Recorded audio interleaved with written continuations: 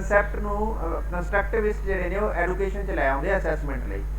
ਉਹ ਕਹਿੰਦੇ ਆ ਕਿ ਅਸੀਂ ਇਹ ਨਹੀਂ ਕਰਾਂਗੇ ਕਿ ਟੀਚਰ ਇੱਕ ਟੈਸਟ ਲਏਗਾ ਤੇ ਟੈਸਟ ਦੇ ਬੇਸ ਤੇ ਬੱਚੇ ਨੂੰ ਰੇਟ ਕਰ ਦਿਆਂਗੇ ਨਾ, ਅਸੀਂ ਬੱਚੇ ਨੂੰ ਪ੍ਰੋਡਕਟ ਦੱਸ ਦਿਆਂਗੇ ਕਿ ਅਸੀਂ ਤੁਹਾਡੇ ਕੋਲੋਂ ਸਾਨੂੰ ਆਹ ਚੀਜ਼ਾਂ ਚਾਹੀਦੀਆਂ ਨੇ।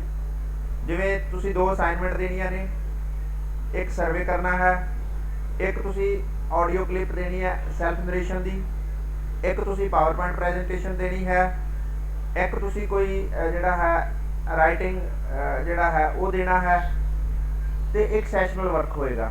ਤਾਂ ਅਸੀਂ ਉਹਨਾਂ ਨੂੰ ਕਹਿ ਦਿੱਤਾ ਕਿ ਇਹ ਤੁਹਾਡੇ ਪ੍ਰੋਡਕਟਸ ਨੇ ਜਿਹੜੇ ਤੁਸੀਂ ਥਰੂ ਆਊਟ ਦਾ ਸੈਸ਼ਨ ਸਬਮਿਟ ਕਰਨੇ ਆ। ਤਾਂ ਬੱਚਾ ਆਪਣੇ ਵੱਲੋਂ ਆਪਣੇ ਪੋਰਟਫੋਲੀਓ ਜਿਹੜੀ ਕਿ ਇੱਕ ਫਾਈਲ ਹੈ, ਇਨਵਲਪ ਫਾਈਲ ਹੈ, ਜਿਹਦੇ ਕਾਫੀ ਸਾਰੇ ਲੀਫ ਨੇ ਜਿਨ੍ਹਾਂ ਵਿੱਚ ਅਸੀਂ ਟੈਗ ਲਗਾਇਆ ਕਿ ਇੱਥੇ ਬੱਚੇ ਦਾ ਅਸਾਈਨਮੈਂਟ ਦੇ ਸਕੋਰ ਸਬਮਿਟ ਕਰਾਂਗੇ, ਇੱਥੇ ਬੱਚੇ ਦਾ ਜਿਹੜਾ ਹੈ ਉਹ ਜਿਹੜੀ ਹੈ ਆਡੀਓ ਕਲਿੱਪ ਹੈ ਉਹਦੀ CD ਹੋਏਗੀ, ਇੱਥੇ ਹੋਏਗਾ, ਇੱਥੇ ਹੋਏਗਾ। ਤਾਂ ਅਸੀਂ ਬੱਚੇ ਨੂੰ ਓਪਰਚੁਨਿਟੀ ਪ੍ਰੋਵਾਈਡ ਕਰਦੇ ਹਾਂ ਉਹ ਕਦੋਂ ਵੀ ਆਪਣਾ ਡਾਕੂਮੈਂਟ ਕੰਪਲੀਟ ਕਰਕੇ ਉਹਦੇ ਵਿੱਚ ਸਬਮਿਟ ਕਰਾ ਸਕਦਾ ਹੈ, ਪਰ ਦਾ ਬੈਸਟ ਹੋਣਾ ਚਾਹੀਦਾ ਜਿਹਨੂੰ ਉਹ ਆਪ ਬੈਸਟ ਕਰੇ। ਮੰਨ ਲਓ ਬੱਚੇ ਨੇ ਇੱਕ ਵਾਰ ਆਪਣਾ ਕੋਈ ਆਡੀਓ ਕਲਿੱਪ ਸਬਮਿਟ ਕਰਾਈ, ਥੋੜੇ ਦਿਨਾਂ ਬਾਅਦ ਉਹਨੂੰ ਲੱਗਦਾ ਹੈ ਕਿ ਜਿਹੜੀ ਮੈਂ ਪਹਿਲਾਂ ਆਡੀਓ ਕਲਿੱਪ ਸਬਮਿਟ ਕਰਾਈ ਸੀ ਉਹ ਮੇਰੀ ਬੈਸਟ ਨਹੀਂ ਹੈ, ਤਾਂ ਉਹ ਆਪਣਾ ਬੈਸਟ ਲੈ ਕੇ ਆਉਂਦਾ, ਪਹਿਲੀ ਵਾਪਸ ਲੈ ਜਾਂਦਾ। ਜਿੰਨਾ ਚਿਰ ਤੱਕ ਉਹ ਸਮੈਸਟਰ ਦਾ ਟੈਨਿਓਰ ਚੱਲਦਾ ਹੈ ਉਹ ਆਪਣੇ ਪੋਰਟਫੋਲੀਓ 'ਚ ਆਪਣੇ ਪ੍ਰੋਡਕਟ ਸਬਮਿਟ ਕਰਦਾ ਜਾਂਦਾ। ਜਦੋਂ ਉਹ ਡਿਕਲੇਅਰ ਕਰ ਦਿੰਦਾ ਹੈ ਕਿ I have completed my effort, ਤਾਂ ਉਸ ਤੋਂ ਬਾਅਦ ਫਿਰ ਉਸਦੇ ਪ੍ਰੋਡਕਟ ਜਿਹੜੇ ਨੇ ਉਹਨਾਂ ਨੂੰ ਇਵੈਲੂਏਟ ਕੀਤਾ ਜਾਂਦਾ ਤੇ ਉਹਦੇ ਥਰੂ ਜਿਹੜੀ ਹੈ ਅਸੈਸਮੈਂਟ ਕੀਤੀ ਜਾਂਦੀ ਹੈ। ਇਹਦਾ ਮਤਲਬ ਹੈ ਅਸੈਸਮੈਂਟ ਕੌਣ ਕੰਸਟਰਕਟ ਕਰ ਰਿਹਾ?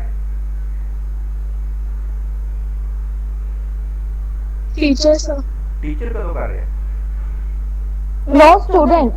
स्टूडेंट ही कर रहे हो, आप खुद ही इवैल्यूएट कर रहे हैं। ਹਾਂ, ਉਹ ਆਪਣੇ ਵੱਲੋਂ ਡਿਕਲੇਅਰ ਕਰ ਰਿਹਾ ਕਿ ਮੈਂ ਆਪਣੇ ਬੈਸਟ ਦੇ ਰਿਹਾ ਹਾਂ। ਤਾਂ ਇਹਦਾ ਮਤਲਬ ਹੈ ਉਹਦਾ ਪਾਰਟਨਰ ਹੈ, ਉਹ ਉਹਦੇ ਪ੍ਰੋਸੈਸ 'ਚ ਸ਼ਾਮਲ ਹੈ, ਉਹ ਆਪਣੇ ਵੱਲੋਂ ਬੈਸਟ ਸਬਮਿਟ ਕਰਦਾ ਹੈ, ਉਹ ਆਪਣੇ ਵੱਲੋਂ ਐਫਰਟ ਕਰਕੇ ਆਪਣੇ ਬੈਸਟ ਡੈਮੋਸਟ੍ਰੇਟ ਕਰਦਾ ਹੈ ਤੇ ਤਾਂ ਕਿ ਜਿਹੜਾ ਹੈ ਉਸ ਦੀ ਇਵੈਲੂਏਸ਼ਨ ਕੀਤੀ ਜਾ ਸਕਦਾ। ਪੋਰਟਫੋਲੀਓ ਇੱਕ ਇਸ ਤਰ੍ਹਾਂ ਦਾ ਅਸੈਸਮੈਂਟ ਟੂਲ ਹੈ ਜਿਹਨੂੰ ਆਪਾਂ ਪੜਾਂਗੇ ਅੱਗੇ। ਤੁਸੀਂ ਵੀਡੀਓ ਕਿ ਪੋਰਟਫੋਲੀਓ ਦੀ ਗੱਲ ਕਰਦੇ ਹਾਂ ਤਾਂ ਹੁਣ ਉਹ ਕਹਿੰਦੇ ਆ ਕਿ ਪੋਰਟਫੋਲੀਓ ਇੱਕ ਇਸ ਤਰ੍ਹਾਂ ਦੀ ਅਸੈਸਮੈਂਟ ਆਬਜੈਕਟਿਵ ਹੈ ਜਿਹਦੇ ਵਿੱਚ ਅਸੀਂ ਕਹਿੰਦੇ ਆ ਕਿ a way of offering student a different mean for demonstrating learning। ਅਸੀਂ ਉਸ ਨੂੰ ਕਹਿੰਦੇ ਆ ਕਿ ਅਸੀਂ ਤੇਰਾ ਸਿਰਫ ਇੱਕ ਰਿਟਨ ਟੈਸਟ ਨਹੀਂ ਲੈਣ ਵਾਲੇ, ਅਸੀਂ ਤੈਨੂੰ ਹਰ ਤਰ੍ਹਾਂ ਦਾ ਐਵਨਿਊ ਪ੍ਰੋਵਾਈਡ ਕਰਾਂਗੇ। ਤੂੰ ਆਪਣੇ ਬੈਸਟ ਪ੍ਰੋਡਕਟ ਦੇ, ਮੰਨ ਲੈ ਕਿ ਤੂੰ ਸਪੋਰਟਸ ਦੇ ਵਿੱਚ ਬੈਸਟ ਕਰ ਰਿਹਾ, ਤੂੰ ਆਪਣਾ ਸਟੇਟ ਲੈਵਲ ਦਾ ਮੈਡਲਿਸਟ ਸਬਮਿਟ ਕਰਾਉਣਾ ਹੈ, ਕਰਵਾ ਦੇ, ਠੀਕ ਹੈ। ਤੂੰ ਆਪਣਾ ਕੋਈ ਯੂਨੀਵਰਸਿਟੀ ਜਿਹੜਾ ਹੈ ਕੰਪੀਟੀਸ਼ਨ 'ਚੋਂ ਬੈਸਟ ਦਾ ਪਲੇਅਰ ਦਾ, ਬੈਸਟ ਸਿੰਗਰ ਦਾ, ਬੈਸਟ ਡਾਂਸਰ ਦਾ, ਬੈਸਟ ਜੋ ਵੀ ਲਿਆ ਕੇ ਦੇ ਸਕਦਾ ਹੈ ਉਹ ਸਬਮਿਟ ਕਰਵਾ। ਜਦੋਂ ਆਪਣੇ ਬੈਸਟ ਸਬਮਿਟ ਕਰਵਾਏਗਾ ਤਾਂ ਉਸਨੇ ਆਪਣਾ ਗੋਲ ਦੇਖਣਾ ਹੈ। ਗੋਲ ਉਸਨੇ ਆਪ ਐਸਟੈਬਲਿਸ਼ ਕੀਤਾ ਕਿ ਉਹ ਮੈਰਿਟ ਲੈਣ ਵਾਲਾ ਹੈ। ਜੇਕਰ ਉਹ ਮੈਰਿਟ ਪੋਜੀਸ਼ਨ ਲਈ ਫਾਈਟ ਕਰ ਰਿਹਾ, ਆਪਣਾ ਪੋਰਟਫੋਲੀਓ ਡਿਵੈਲਪ ਕਰ ਰਿਹਾ, ਤਾਂ ਉਸਨੂੰ ਦਾ ਬੈਸਟ ਪ੍ਰੋਡਕਟ ਜਿਹੜੇ ਸਬਮਿਟ ਕਰਾਉਣੇ ਨੇ। ਜੇ ਕੋਈ ਮੇਰੇ ਵਰਗਾ ਸਟੂਡੈਂਟ ਹੋਵੇ ਐਵਰੇਜ ਜਿਹੜਾ ਕਿ ਕਹਿੰਦਾ ਕਿ ਪਾਸਿੰਗ ਮਾਰਕਸ ਲੈਣੇ ਆ, ਤਾਂ ਉਹ ਆਪਣਾ ਕਿਸੇ ਵੀ ਤਰ੍ਹਾਂ ਦਾ ਪ੍ਰੋਡਕਟ ਜਿਹੜਾ ਹੈ ਸਬਮਿਟ ਕਰ ਸਕਦਾ ਹੈ। ਪਰ ਜਿਹੜਾ ਫਸਟ ਡਿਵੀਜ਼ਨ ਜਾਂ ਮੈਰਿਟ ਵੱਲ ਜਾਣਾ ਚਾਹੁੰਦਾ ਉਸਨੂੰ ਆਪਣੇ ਬੈਸਟ ਸਬਮਿਟ ਕਰਨੇ ਹੋਣਗੇ। ਤਾਂ ਅਸੀਂ ਕਹਿੰਦੇ ਹਾਂ ਕਿ ਗੋਲ ਉਸਨੇ ਆਪ ਸੈੱਟ ਕਰ ਲਿਆ ਕਿ ਮੈਂ ਕਿਸ ਰੇਂਜ ਤੇ ਐਫਰਟ ਕਰਨੇ ਨੇ, ਮੈਂ ਪੋਰਟਫੋਲੀਓ ਕਿਸ ਰੇਂਜ ਦਾ ਬਣਾਉਣਾ ਹੈ। ਉਸ ਲਈ ਉਹ ਆਪਣੇ ਪ੍ਰੋਡਕਟ ਜਿਹੜੇ ਹੈ ਸਬਮਿਟ ਕਰਦਾ ਹੈ ਔਰ ਉਹ ਡਿਫਰੈਂਟ ਕਾਈਂਡ ਦੇ ਨੇ। ਉਹ ਆਡੀਓ ਵੀ ਹੈ, ਉਹ ਸਪੋਰਟਸ ਦੀ ਐਕਟੀਵਿਟੀ ਵੀ ਹੈ, ਉਹ ਕੋ ਕਰਿਕੂਲਰ ਐਕਟੀਵਿਟੀ ਵੀ ਹੈ, ਉਹ ਉਸ ਦਾ ਸਰਵੇ ਵੀ ਹੈ, ਉਹਦੀ ਕਲਾਸਰੂਮ ਪ੍ਰੈਜੈਂਟੇਸ਼ਨ ਵੀ ਹੈ, ਉਹਦਾ ਅਸਾਈਨਮੈਂਟ ਵੀ ਹੈ, ਉਹ ਐਨੀ ਅਦਰ ਜੋ ਵੀ ਉਸਨੂੰ ਚੁਆਇਸ ਮਿਲਦੀ ਹੈ। ਤਾਂ ਬੜੇ ਸਾਰੇ ਪ੍ਰੋਡਕਟ ਉਹ ਸਬਮਿਟ ਕਰਦਾ ਹੈ ਔਰ ਫਿਰ ਅਸੀਂ ਉਸਨੂੰ ਓਪਰਚੁਨਿਟੀ ਪ੍ਰੋਵਾਈਡ ਕਰਦੇ ਹਾਂ। ਜਿੱਦਣ ਉਹਨੂੰ ਲੱਗਦਾ ਇਹ ਬੈਸਟ ਨਹੀਂ ਹੈ, ਮੈਂ ਇਸ ਤੋਂ ਬੈਸਟ ਕਰ ਲਿਆ, ਉਹ ਆਪਣਾ ਬੈਸਟ ਦੇ ਜਾਂਦਾ, ਪਹਿਲੇ ਵਾਲਾ ਲੈ ਜਾਂਦਾ। ਜਿੰਨਾ ਚਿਰ ਤੱਕ ਉਹ ਟਰਮ ਪੋਰਟਫੋਲੀਓ ਦੇ ਵਿੱਚ ਐਂਟਰੀ ਦਾ ਜਿਹੜਾ ਟਾਈਮ ਲਿਮਿਟ ਪੋਸੀਬਲ ਹੈ, ਠੀਕ ਹੈ। ਤਾਂ ਅਸੀਂ ਕਹਿੰਦੇ ਹਾਂ ਕਿ ਪੋਰਟਫੋਲੀਓ ਜਿਹੜਾ ਹੈ ਇਹਦਾ ਕੰਸਟਰਕਟਿਵਿਜ਼ਮ ਨਾਲ ਜੁੜਿਆ ਹੋਇਆ ਹੈ ਕਿ ਸਟੂਡੈਂਟ ਨੂੰ ਅਸੀਂ ਓਪਰਚੁਨਿਟੀ ਪ੍ਰੋਵਾਈਡ ਕਰਾਂਗੇ ਕਿ ਉਹ ਕੰਸਟਰਕਟ ਕਰ ਸਕੇ ਕਿ ਉਸਨੇ ਆਪਣਾ ਕੀ ਚੈੱਕ ਕਰਵਾਉਣਾ ਹੈ ਔਰ ਕਿਵੇਂ ਦਾ ਚੈੱਕ ਕਰਵਾਉਣਾ ਹੈ, ਪ੍ਰੋਡਕਟ ਦੀ ਕੁਆਲਿਟੀ ਕੀ ਹੋਏਗੀ ਔਰ ਕਿਹੜਾ ਪ੍ਰੋਡਕਟ ਚੈੱਕ ਕਰਵਾਉਣਾ, ਠੀਕ ਹੈ। ਔਰ ਜਿਵੇਂ ਦਾ ਉਹ ਆਬਜੈਕਟਿਵ ਸੈੱਟ ਕਰੇਗਾ ਉਵੇਂ ਦਾ ਪੋਰਟਫੋਲੀਓ ਉਸਦਾ ਬਣੇਗਾ, ਠੀਕ ਹੈ। ਅਗਲੀ ਗੱਲ ਹੈ ਕਿ ਅਸੀਂ ਕਹਿੰਦੇ ਜੇ ਆਬਜੈਕਟਿਵ ਤੁਹਾਡੇ ਕਲੀਅਰ ਨਹੀਂ ਹੈ, ਟੀਚਰ ਉਹਨਾਂ ਲਈ ਆਬਜੈਕਟਿਵ ਸੈੱਟ ਕਰ ਨਾ ਸਕੇ, ਤਾਂ ਫਿਰ ਅਸੀਂ ਇਹ ਹੋਪ ਵੀ ਨਹੀਂ ਕਰਦੇ ਕਿ ਉਹ ਜਿਹੜਾ ਹੈ ਬਹੁਤ ਅੱਛਾ ਜਿਹੜਾ ਪੋਰਟਫੋਲੀਓ ਡਿਵੈਲਪ ਕਰ ਪਾਏਗਾ ਔਰ ਉਹਦੇ ਨਾਲ ਸਾਰੇ ਇਫੈਕਟ ਹੋਣਗੇ। ਜੇ ਅਸੀਂ ਅੱਛੇ ਆਬਜੈਕਟਿਵ ਨਹੀਂ ਦੇ ਪਾਏ, ਇੱਕ ਬੱਚਾ ਬੜਾ ਕੈਲੀਬਰ ਰੱਖਦਾ ਹੈ, ਜੇ ਅਸੀਂ ਉਸ ਨੂੰ ਮੈਰਿਟ ਲਈ ਪੁਸ਼ ਕਰਨ ਦੀ ਮੋਟੀਵੇਸ਼ਨ ਨਹੀਂ ਦੇ ਪਾਏ ਬੱਚੇ ਨੂੰ, ਤਾਂ ਬੱਚਾ ਨਾਰਮਲ ਜੇ ਐਫਰਟ ਕਰੇਗਾ, ਨਾਰਮਲ ਐਫਰਟ ਕਰੇਗਾ ਤਾਂ ਪੇਰੈਂਟਸ ਵੀ ਵਰੀ ਕਰਨਗੇ, ਐਡਮਿਨਿਸਟ੍ਰੇਟਰ ਨੂੰ ਵੀ ਹੋਪ ਹੈ ਕਿ ਬੱਚਾ ਮੇਰੇ ਸਕੂਲ ਲਈ ਯੂਨੀਵਰਸਿਟੀ ਪੋਜੀਸ਼ਨ ਲੈ ਕੇ ਆਏਗਾ, ਠੀਕ ਹੈ। ਬਾਕੀਆਂ ਤੇ ਵੀ ਇਫੈਕਟ ਹੋਏਗਾ ਕਿਉਂਕਿ ਸਾਡੇ ਕੋਲ ਬਹੁਤ ਅੱਛੇ ਜਿਹੜੇ ਹੈਗੇ ਆ ਉਹ ਨਹੀਂ ਹੋਣਗੇ। ਤਾਂ ਇਹਦਾ ਮਤਲਬ ਹੈ ਪੋਰਟਫੋਲੀਓ ਦੇ ਵਿੱਚ ਵੀ ਅਸੈਸਮੈਂਟ ਜਿਹੜੀ ਹੈ ਉਹ ਆਪਣੇ ਵੱਲੋਂ ਸੈਲਫ ਡਿਕਲੇਅਰਡ ਹੈ, ਔਰ ਕੰਸਟਰਕਟਿਵਿਜ਼ਮ ਦਾ ਜਿਹੜਾ ਹੈ ਉਹ ਇਹ ਹੈ ਕਿ ਅਸੀਂ ਉਸ ਨੂੰ ਡਿਫਰੈਂਟ ਐਵੇਨਿਊ ਪ੍ਰੋਵਾਈਡ ਕਰਦੇ ਆ ਔਰ ਉਹਨੂੰ ਡੈਮੋਸਟ੍ਰੇਟ ਕਰਨਾ ਹੈ ਆਪਣਾ ਬੈਸਟ। ਇੱਕ ਗੱਲ, ਇਸ ਤੋਂ ਬਾਅਦ ਇੱਕ ਰਿਊਬਰਿਕ ਇੱਕ ਅਸੈਸਮੈਂਟ ਟੂਲ ਹੈ। ਰਿਊਬਰਿਕ ਅਸੈਸਮੈਂਟ ਟੂਲ ਜਿਹੜਾ ਹੈ ਇਹ ਪ੍ਰੋਸੈਸ ਨਾਲ ਜੁੜਿਆ ਹੈ, ਪਹਿਲਾਂ ਜਿਹੜਾ ਸੀ ਉਹ ਪ੍ਰੋਡਕਟ ਨਾਲ ਜੁੜਿਆ ਹੈ। ਪ੍ਰੋਡਕਟ ਦਾ ਮਤਲਬ ਹੈ ਕਿ ਇੱਥੇ ਅਸੀਂ ਜਦੋਂ ਪੋਰਟਫੋਲੀਓ ਦੀ ਗੱਲ ਕਰ ਰਹੇ ਹਾਂ ਤਾਂ ਅਸੀਂ ਕਹਿੰਦੇ ਸੀ ਉਹ ਆਪਣੀ ਆਡੀਓ ਕਲਿੱਪ, ਆਪਣੀ ਵੀਡੀਓ ਕਲਿੱਪ, ਆਪਣੀ ਪਾਵਰ ਪੁਆਇੰਟ, ਆਪਣੀ ਅਸਾਈਨਮੈਂਟ ਸਬਮਿਟ ਕਰਾ ਰਿਹਾ, ਜਦੋਂ ਕਿ ਇਹ ਜਿਹੜਾ ਰਿਊਬਰਿਕ ਹੈ ਇਹ ਇੱਕ ਤਰ੍ਹਾਂ ਨਾਲ ਸਬਮਿਟ ਕਰਾਏ ਹੋਏ ਜਿਹੜੇ ਪ੍ਰੋਡਕਟ ਨੇ ਉਹਨਾਂ ਨੂੰ ਉਹਨਾਂ ਦੀ ਕੁਆਲਿਟੀ ਇਵੈਲੂਏਟ ਕਰਨ ਦੇ ਲਈ ਬਣਾਇਆ ਜਾਂਦਾ ਹੈ। ਅਸੀਂ ਇਹਦੇ ਵਿੱਚ ਦੇਖਦੇ ਹਾਂ ਕਿ ਮੰਨ ਲਓ ਤੁਸੀਂ ਇੱਕ ਅਸਾਈਨਮੈਂਟ ਦਿੱਤੀ, ਆਮ ਤੌਰ ਤੇ ਟੀਚਰ ਕੀ ਕਰਦਾ ਹੈ 10 ਚੋਂ ਨੰਬਰ ਲਗਾ ਕੇ ਤੁਹਾਨੂੰ ਫੜਾ ਦਿੰਦਾ ਹੈ, ਪਰ ਟੀਚਰ ਤੁਹਾਨੂੰ ਸਕੋਰਿੰਗ ਸਕੀਮ ਨਹੀਂ ਦੱਸਦਾ। ਸਕੀਮ ਕਿਉਂ ਨਹੀਂ ਦੱਸਦਾ? ਨਾ ਉਹ ਆਬਜੈਕਟਿਵ ਦੱਸਦਾ ਕਿ ਅਸੀਂ ਕਿਉਂ ਕਰ ਰਹੇ ਹਾਂ। ਜਿਵੇਂ ਮੰਨ ਲਓ ਤੁਸੀਂ ਮੈਨੂੰ ਅਸਾਈਨਮੈਂਟ ਸਬਮਿਟ ਕਰਵਾਓਗੇ, ਅਸੀਂ ਰਿਊਬਰਿਕ ਦੇ ਥਰੂ ਜਿਹੜਾ ਹੈ ਉਸ ਨੂੰ ਵੈਲੂਏਟ ਕਰਨਾ ਹੈ। ਤੁਹਾਨੂੰ ਪਹਿਲਾਂ ਹੀ ਦੱਸ ਰਿਹਾ, ਤੁਹਾਡੀ ਅਸਾਈਨਮੈਂਟ ਆਪਾਂ ਐਲੋਕੇਟ ਕਰਾਂਗੇ ਕੱਲ ਜਾਂ ਜਿਸ ਦਿਨ ਵੀ ਆਪਾਂ ਹੁਣ ਮਿਲਾਂਗੇ, ਤਾਂ ਉਹਦੇ ਵਿੱਚ ਅਸੀਂ ਕੀ ਕਰਾਂਗੇ, ਅਸੀਂ ਦੱਸਦੇ ਹਾਂ ਕਿ ਇਹ ਤੁਹਾਡੀ ਅਸਾਈਨਮੈਂਟ ਹੈ, ਇਹਦੇ ਲਈ ਇੰਨੇ ਲੀਫ ਮਿਨੀਮਮ ਲਿਖੇ ਹੋਣੇ ਚਾਹੀਦੇ ਨੇ, ਇਹਦਾ ਮਤਲਬ ਕੁਆਂਟੀਟੀ ਦੱਸ ਦਿੱਤੀ, ਕੰਟੈਂਟ ਕਿੰਨਾ ਹੋਏਗਾ। ਫਿਰ ਮੈਂ ਉਹਦੇ ਵਿੱਚ ਤੁਹਾਨੂੰ ਦੱਸਾਂਗਾ ਕਿ ਇਹਦੇ ਵਿੱਚ ਤੁਹਾਡੀ ਹੈਂਡਰਾਈਟਿੰਗ ਵੀ ਚੈੱਕ ਕੀਤੀ ਜਾਏਗੀ, ਤੁਸੀਂ ਕਿਸ ਸੋਰਸ ਤੋਂ ਲਿਆ, ਕਿ ਉਸ ਦੀ ਰੈਫਰੈਂਸ ਲਿਖੀ, ਜੇਕਰ ਲਿਖੀ ਹੈ ਕਿ ਉਸ ਨੂੰ ਚੈੱਕ ਕੀਤਾ ਜਾ ਸਕਦਾ, ਅਥੈਂਟੀਕੇਟ ਕੀਤਾ ਜਾ ਸਕਦਾ ਸੋਰਸ ਤੁਹਾਡਾ ਜਿਹੜਾ ਕਨਸੈਪਟ ਆ ਉਹਦੇ 'ਚ ਕੰਟੀਨਿਊਟੀ ਕਿੰਨੀ ਹੈ, ਤੁਸੀਂ ਉਸ ਨੂੰ ਕੰਪਲੀਟ ਕੀਤਾ ਜਾਂ ਜਿਹੜਾ ਹੈ ਇਨਕੰਪਲੀਟ ਛੱਡਿਆ, ਉਹਦੇ ਵਿੱਚ ਜਿਹੜਾ ਪ੍ਰੈਜੈਂਟੇਸ਼ਨ ਦਿੱਤੀ ਡਾਟਾ, ਕਿ ਉਹ ਡਾਟਾ ਅਥੈਂਟਿਕ ਸੋਰਸਿਸ ਤੋਂ ਲਿਆ, ਕੀ ਉਸ ਦੇ ਵਿੱਚ ਗ੍ਰਾਫਿਕਲ ਪ੍ਰੈਜੈਂਟੇਸ਼ਨ ਸੀ, ਠੀਕ ਹੈ, ਕੀ ਉਸ ਦੀ ਨੀਟਨੈਸ ਔਰ ਐਸਥੈਟਿਕਨੈਸ ਸੀ। ਤਾਂ ਅਸੀਂ ਉਸ ਦੇ 8 ਇੰਡੀਕੇਟਰ ਖੜੇ ਕਰਾਂਗੇ, 8 ਇੰਡੀਕੇਟਰ, ਕਿਉਂਕਿ ਤੁਹਾਡੇ ਕੋਲ 8 ਹੀ ਮਾਰਕਸ ਦੀ ਅਸਾਈਨਮੈਂਟ ਹੁੰਦੀ ਹੈ। ਤੁਹਾਡੇ ਕੋਲ ਜਿਹੜਾ ਪੇਪਰ ਦੇ ਵਿੱਚ ਜਿਹੜਾ ਐਗਜ਼ਾਮ ਜਿਹੜਾ ਬੱਚਾ ਦੇ ਰਿਹਾ ਹੈ ਉਹਦੇ ਮਾਰਕਸ ਵੱਧ ਤੋਂ ਵੱਧ ਕਿੰਨੇ ਆ, ਇੱਕ ਕੁਐਸਚਨ ਦੇ 8 ਮਾਰਕਸ ਹੈਗੇ ਆ ਔਰ ਉਹ ਬੱਚਾ 8 ਮਾਰਕਸ ਹੀ ਲਏਗਾ, ਠੀਕ ਹੈ। ਤਾਂ ਅਸੀਂ ਇਹਦੇ ਵਿੱਚ ਇਹ ਸਕੀਮ ਜਿਹੜੀ ਹੈ ਉਹ ਪਹਿਲਾਂ ਹੀ ਦੱਸ ਦੇਵਾਂਗੇ, ਔਰ ਅਸੀਂ ਇੱਕ ਪ੍ਰੋਡਕਟ ਜਿਹੜੀ ਅਸਾਈਨਮੈਂਟ ਬੱਚਾ ਸਬਮਿਟ ਕਰ ਰਿਹਾ ਅਸੀਂ ਉਸ ਦੀ ਅਸਾਈਨਮੈਂਟ ਹੀ ਚੈੱਕ ਕਰ ਰਹੇ ਹਾਂ, ਔਰ ਉਹ ਅਸਾਈਨਮੈਂਟ ਦੇ ਇੰਡੀਕੇਟਰ ਪਹਿਲਾਂ ਦਿੱਤੇ ਨੇ, ਸਕੋਰਿੰਗ ਮਾਡਲ ਕੀ ਹੈ, ਔਰ ਜੇਕਰ ਉਹਦੀ ਹੈਂਡਰਾਈਟਿੰਗ ਹੈ ਅਸੀਂ ਉਸ ਨੂੰ 4 ਪੁਆਇੰਟ ਜਾਂ 5 ਪੁਆਇੰਟ ਸਕੇਲ ਦੇ ਉੱਪਰ ਐਵੈਲੂਏਟ ਕਰਾਂਗੇ ਕਿ ਜੇਕਰ ਹੈਂਡਰਾਈਟਿੰਗ ਬਹੁਤ ਅੱਛੀ ਹੈ ਤੁਹਾਨੂੰ 1 ਨੰਬਰ ਮਿਲੇਗਾ, ਜੇ ਬਹੁਤ ਪੂਅਰ ਹੈ ਤੁਹਾਨੂੰ 0 ਨੰਬਰ ਮਿਲੇਗਾ, ਜੇ ਐਵਰੇਜ ਹੈ ਤਾਂ ਉਸ ਨੂੰ 0.5 ਮਾਰਕਸ ਮਿਲਣਗੇ, ਜੇ ਅਬਵ ਐਵਰੇਜ ਹੈ ਤਾਂ 0.75। ਤਾਂ ਇਸ ਤਰ੍ਹਾਂ ਕਰਕੇ ਅਸੀਂ 8 ਇੰਡੀਕੇਟਰ ਚੋਂ ਉਹਦੇ 5 ਪੁਆਇੰਟ ਸਕੇਲ ਤੇ ਰੇਟਿੰਗ ਕਰਾਂਗੇ, ਔਰ ਜਿੱਥੇ ਅਸੀਂ ਟਿਕ ਲਗਾਵਾਂਗੇ ਉਹਨਾਂ ਸਕੋਰ ਐਡ ਕਰਾਂਗੇ ਤਾਂ ਸਾਡੇ ਕੋਲ ਟੋਟਲ ਸਕੋਰ ਬਣੇਗਾ। ਤਾਂ ਇਹਦੇ ਵਿੱਚ ਕੀ ਹੈ ਕਿ ਪ੍ਰੋਡਕਟ ਦੀ ਸਕੋਰਿੰਗ ਮਾਡਲ ਸਾਨੂੰ ਦੱਸਿਆ ਹੋਇਆ ਹੈ। ਤਾਂ ਰਿਊਬਰਿਕ ਕਿਸ ਤਰ੍ਹਾਂ ਕੰਮ ਕਰਦਾ ਹੈ, ਤਾਂ ਇਹਦਾ ਮਤਲਬ ਹੈ ਅਸੀਂ ਇਹਦੇ ਵਿੱਚ ਅਸੈਸਮੈਂਟ ਦਾ ਜਿਹੜਾ ਆਬਜੈਕਟਿਵ ਹੁੰਦਾ ਹੈ ਰੇਂਜ ਆਫ ਪਰਫਾਰਮੈਂਸ ਹੁੰਦੀ ਹੈ। ਤਾਂ ਅਸੀਂ ਇਹ ਮੰਨਦੇ ਹਾਂ ਕਿ ਜੇਕਰ ਕੋਈ ਬੱਚਾ ਹਰ ਇੰਡੀਕੇਟਰ ਤੇ 0.5 ਤੋਂ ਘੱਟ ਸਕੋਰ ਕਰਦਾ ਹੈ ਤਾਂ ਉਹਦਾ ਪ੍ਰੋਡਕਟ ਰਿਜੈਕਟ ਕਰ ਦਿੱਤਾ ਜਾਏਗਾ, ਉਹ ਐਕਸੈਪਟ ਨਹੀਂ ਹੋਏਗਾ। ਤਾਂ ਇਹਦਾ ਮਤਲਬ ਅਸੀਂ ਪਰਫਾਰਮੈਂਸ ਜਿਹੜੀ ਹੈ ਉਸ ਦੀ ਡਿਗਰੀ ਪਹਿਲਾਂ ਹੀ ਦੱਸ ਦਿੰਦੇ ਹਾਂ ਕਿ ਇੰਨੀ ਕੁਆਲਿਟੀ ਵਾਲਾ ਹੀ ਪ੍ਰੋਡਕਟ ਤੁਹਾਡਾ ਸਬਮਿਟ ਹੋਏਗਾ, ਇਸ ਤੋਂ ਲੋ ਕੁਆਲਿਟੀ ਵਾਲਾ ਪ੍ਰੋਡਕਟ ਤੁਹਾਡਾ ਐਕਸੈਪਟ ਨਹੀਂ ਕੀਤਾ ਜਾਏਗਾ। ਇਸ ਨੂੰ ਅਸੀਂ ਕਹਿੰਦੇ ਹਾਂ ਫਲੋਰ ਬਿਹੇਵੀਅਰ। ਫਲੋਰ ਬਿਹੇਵੀਅਰ ਦਾ ਮਤਲਬ ਹੈ ਮਿਨੀਮਮ ਅਸੈਪਟੇਬਲ ਲਰਨਿੰਗ ਬਿਹੇਵੀਅਰ। ਜੇਕਰ ਉਸ ਤੋਂ ਉੱਤੇ ਕੋਈ ਬੱਚਾ ਸਕੋਰ ਕਰੇਗਾ ਤਾਂ ਉਸ ਦੀ ਰੇਟਿੰਗ ਤੇ ਗ੍ਰੇਡਿੰਗ ਕੀਤੀ ਜਾਏਗੀ, ਅਦਰਵਾਈਜ਼ ਗ੍ਰੇਡਿੰਗ ਨਹੀਂ ਕੀਤੀ ਜਾਏਗੀ। ਇਹ ਗੱਲ ਕਿਸੇ ਨੂੰ ਸਮਝ ਆਈ ਹੈ ਜੋ ਮੈਂ ਕਿਹਾ ਹੈ? ਕਿਹਨੂੰ ਆਈ ਹੈ? ਕੌਣ ਮੈਨੂੰ हेल्प करेगा समझाओगे? सर एक स्टैंडर्ड सेट कर दिया जाता है कि उसके अकॉर्डिंग ही मतलब हमें चलना पड़ता है। जिवें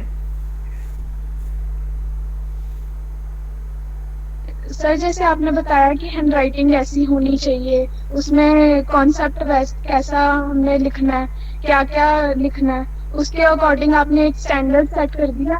तो उससे कम नहीं होना चाहिए, या तो उससे ज्यादा होना चाहिए, या उसको मैच करना चाहिए, तभी हमारी मतलब ग्रेडिंग उस अकॉर्डिंग होगी। ਹਾਂ ਤਾਂ ਇਹਦਾ ਮਤਲਬ ਹੈ ਜਦੋਂ ਅਸੀਂ ਬੱਚੇ ਨੂੰ ਪ੍ਰੋਡਕਟ ਸਬਮਿਟ ਕਰਨ ਲਈ ਦਿੰਨੇ ਆ, ਜਿਹੜਾ ਪੋਰਟਫੋਲੀਓ 'ਚ ਬੱਚਾ ਪ੍ਰੋਡਕਟ ਸਬਮਿਟ ਕਰਦਾ ਹੈ, ਤਾਂ ਹਰ ਪ੍ਰੋਡਕਟ ਦਾ ਇੱਕ ਰਿਊਬਰਿਕ ਵੀ ਦਿੱਤਾ ਜਾਂਦਾ ਹੈ। ਰਿਊਬਰਿਕ ਕੀ ਕਹਿੰਦਾ ਹੈ ਕਿ ਮਿਨੀਮਮ ਕੁਆਲਿਟੀ ਆਫ ਪਰਫਾਰਮੈਂਸ ਕੀ ਹੋਏਗੀ ਕੋਈ ਪ੍ਰੋਡਕਟ ਪੋਰਟਫੋਲੀਓ 'ਚ ਸਬਮਿਟ ਕਰਾਉਣ ਲਈ। ਉਸ ਤੋਂ ਬਿਲੋ ਵਾਲਾ ਪ੍ਰੋਡਕਟ ਤਾਂ ਪੋਰਟਫੋਲੀਓ 'ਚ ਐਂਟਰ ਹੀ ਨਹੀਂ ਹੋਏਗਾ, ਜਿਸ ਨੂੰ ਅਸੀਂ ਫਲੋਰ ਬਿਹੇਵੀਅਰ ਆਖਦੇ ਹਾਂ। ਫਲੋਰ ਬਿਹੇਵੀਅਰ ਤੋਂ ਬਿਲੋ ਵਾਲਾ ਪ੍ਰੋਡਕਟ ਕੋਈ ਨਹੀਂ ਲਵਾਂਗੇ, ਠੀਕ ਹੈ। ਇਹਦਾ ਮਤਲਬ ਹੈ ਇੱਕ ਐਕਸੈਪਟੇਬਲ ਰੇਂਜ ਆਫ ਲਰਨਿੰਗ ਤੋਂ ਬਿਨਾ ਬੱਚਾ ਜਿਹੜਾ ਹੈ ਉਹ ਰਿਟੇਨ ਨਹੀਂ ਕੀਤਾ ਜਾਏਗਾ, ਉਹ ਪੋਰਟਫੋਲੀਓ 'ਚ ਆਪਣਾ ਪ੍ਰੋਡਕਟ ਨਹੀਂ ਦੇ ਸਕਦਾ। ਹਾਂ, ਪਰ ਉਸਨੇ ਫਲੋਰ ਬਿਹੇਵੀਅਰ ਤੇ ਆਪਣਾ ਪ੍ਰੋਡਕਟ ਦੇ ਦਿੱਤਾ, ਮਹੀਨੇ 2 ਮਹੀਨੇ ਬਾਅਦ ਉਸਨੂੰ ਲੱਗਦਾ ਯਾਰ ਮੈਂ ਤਾਂ ਇਸ ਤੋਂ ਵਧੀਆ ਕੁਆਲਿਟੀ ਦਾ ਕੰਮ ਕਰ ਲਿਆ। ਮੰਨ ਲਓ ਇੱਕ ਪੇਂਟਿੰਗ ਉਸਨੇ 1 ਮਹੀਨਾ ਪਹਿਲਾਂ ਬਣਾਈ, ਉਹਦੇ ਜਿਹੜਾ ਰੇਟਿੰਗ ਸਕੇਲ ਜਾਂ ਰਿਊਬਰਿਕ ਦੇ ਉੱਪਰ ਉਹ ਫਲੋਰ ਬਿਹੇਵੀਅਰ ਤੇ ਸੀ, ਉਹਨੇ 50% ਮਾਰਕਸ ਗੇਨ ਕਰ ਸਕਦਾ ਸੀ ਬੱਚਾ, ਟੀਚਰ ਨੇ ਉਹ ਐਕਸੈਪਟ ਕਰ ਲਈ। ਮੰਥ ਬਾਅਦ ਉਸ ਦੀ ਸਕਿੱਲ ਰਿਫਾਈਨ ਹੋ ਗਈ, ਉਹਨੂੰ ਲੱਗਦਾ ਮੈਂ ਇਸ ਤੋਂ ਕਿਤੇ ਬੈਟਰ ਬਣਾ ਸਕਦਾ। ਉਹਨੇ ਆਪਣਾ ਨਵਾਂ ਪ੍ਰੋਡਕਟ ਬਣਾਇਆ, ਟੀਚਰ ਕੋਲ ਲੈ ਕੇ ਗਿਆ, ਜੀ ਮੇਰਾ ਉਹ ਜਿਹੜਾ ਪੇਂਟਿੰਗ ਹੈ, ਪੋਰਟਰੇਟ ਹੈ, ਉਹ ਮੈਨੂੰ ਵਾਪਸ ਕਰ ਦਿਓ, now I want to submit this one. ਹੁਣ ਉਹ ਜਿਹੜਾ ਹੈ ਨਵੇਂ ਵਾਲਾ ਉਹ 90% ਹੈ। ਤਾਂ ਇਹਦਾ ਮਤਲਬ ਹੈ ਫਲੋਰ ਇੰਡੀਕੇਟਰ ਉਹ ਇੰਡੀਕੇਟਰ ਨੇ ਜਿਹੜੇ 50% ਸਕੋਰ ਨੂੰ ਦੱਸਦੇ ਹੈ, ਔਰ ਹਰ ਪ੍ਰੋਡਕਟ ਦਾ ਰਿਊਬਰਿਕ ਹੋਏਗਾ। ਜੇਕਰ ਬੱਚਾ ਡਿਬੇਟ 'ਚ ਪਾਰਟਿਸਿਪੇਟ ਕਰ ਰਿਹਾ ਤਾਂ ਡਿਬੇਟ ਦੀ ਪਾਰਟਿਸਿਪੇਸ਼ਨ ਦਾ ਵੀ ਰਿਊਬਰਿਕ ਹੋਏਗਾ।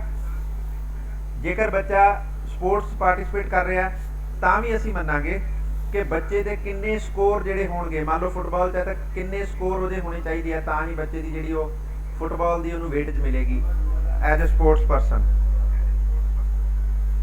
ਠੀਕ ਹੈ ਨਾ। ਤਾਂ ਅਸੀਂ ਇਹ ਸਾਰਾ ਕੁਝ ਜਿਹੜਾ ਹੈ ਇਹ ਪਹਿਲਾਂ ਤੋਂ ਸੈੱਟ ਕਰਦੇ ਹਾਂ। ਤਾਂ ਇੱਥੇ ਆਬਜੈਕਟਿਵ ਇਹ ਹੈ ਕਿ we have a aim to help the student to attain minimum floor behavior, or we could say that acceptable range of performance, ਠੀਕ ਹੈ। ਤਾਂ ਇਹਦਾ ਮਤਲਬ ਹੈ ਅਸੀਂ ਬੱਚੇ ਨੂੰ ਮਿਨੀਮਮ ਗੇਨ ਕਰਾਉਣੇ ਆ, ਉਸ ਤੋਂ ਮੈਕਸਿਮਮ ਜਿਹੜਾ ਬੱਚਾ ਹੈ ਉਹ ਉਸ ਵੱਲ ਨੂੰ ਐਕਸੈਲ ਆਪਣੇ ਆਪ ਕਰੇਗਾ। ਤਾਂ ਉਸ ਤੋਂ ਬਿਲੋ ਵਾਲੇ ਬੱਚੇ ਲਈ ਕੋਈ ਸਕੋਪ ਨਹੀਂ ਹੈ ਸਰਵਾਈਵ ਕਰਨ ਦਾ। ਜਿਹੜਾ ਉਸ ਤੋਂ ਘੱਟ ਸਕੋਰ ਕਰੇਗਾ ਉਹ ਜਿਹੜਾ ਹੈ ਡ੍ਰੌਪ ਕਰ ਦਿੱਤਾ ਜਾਂਦਾ ਹੈ। ਜਿਵੇਂ ਉਹ ਤੁਸੀਂ ਦੇਖਦੇ ਹੋ ਜਿਹੜੇ ਇੰਡੀਆ ਗੋਟ ਟੈਲੈਂਟ ਦੇ ਵਿੱਚ ਜਿਹੜਾ ਸਕੋਰ ਜਾਂ ਜਿਹੜਾ ਉਹ ਮਿਊਜ਼ਿਕ ਦੇ ਕੰਟੈਸਟ ਦੇ ਆਉਂਦੇ ਆ, ਉਹਨਾਂ ਵਿੱਚ ਜੇ 6 ਤੋਂ ਘੱਟ ਸਾਰਿਆਂ ਨੂੰ ਸਕੋਰ ਮਿਲਦੇ ਆ ਤਾਂ ਉਹ ਬੱਚੇ ਨੂੰ ਘਰ ਭੇਜ ਦਿੰਦੇ ਆ, ਫਿਰ ਉਹ ਅਗਲੇ ਵਾਲਾ ਜਿਹੜਾ ਚੱਲਦਾ। ਤਾਂ ਫਲੋਰ ਬਿਹੇਵੀਅਰ ਐਕਸੈਪਟੇਬਲ ਹੈ, ਕਿਸੇ ਨੂੰ ਨਾ ਸੁਣਾਇਆ ਹੈ। ਰਿਊਬਰਿਕ ਦੇ ਵਿੱਚ ਅਸੀਂ ਕੀ ਕੀਤਾ ਹੈ,